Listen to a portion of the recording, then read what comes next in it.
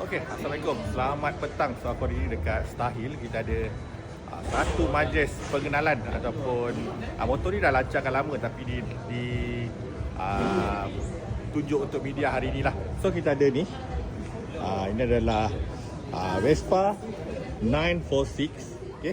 So harga dia ni 100,000 lebih, 108,000 kalau aku tak silap. So ini adalah Vespa 946 Horse Edition. Dan kenapa horse? Kerana bentuk dia pun memang diinspirasikan dengan kuda, nampak macam Mustang. So dia punya seat dia ala-ala macam pelana kuda tu.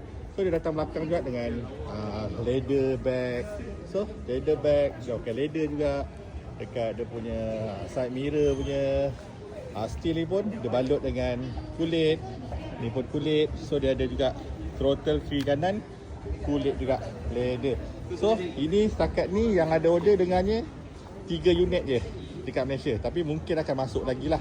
Tapi buat masa ni 3 unit saja. So harga dia 108,888 kalau tak silap. Dah kau check orang. So dia ada lagi. Yang ni adalah Luna Collection. So Luna Collection ni dia ada 3 design lah. Dia ada satu Luna Collection Bunny. Ini adalah Bunny. Dia berkonsepkan anak-anak sikit. Ni pun harga 100,000 lebih juga. 102,888 ni kalau aku tak silap. Okay. Ni 102,888 sama tiga ni. Ini adalah berkonsepkan dragon. So dia ada decal dragon kat situ. Naga, garang. So yang ni adalah ular, snake. Okay, dia ada ular kat sini. Selamat. So dia punya seat pun dia gunakan ala-ala pattern kulit ular lah. Dia punya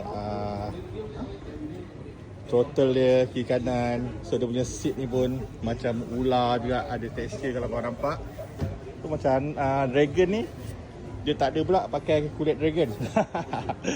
Dia biasa je. Okey, macam tu anak. So kalau korang nak beli, korang kena cepat pergi ke Vespa dealer berdekatan korang. Korang boleh tempah motor ni. Harga 100,000 plus. Okey.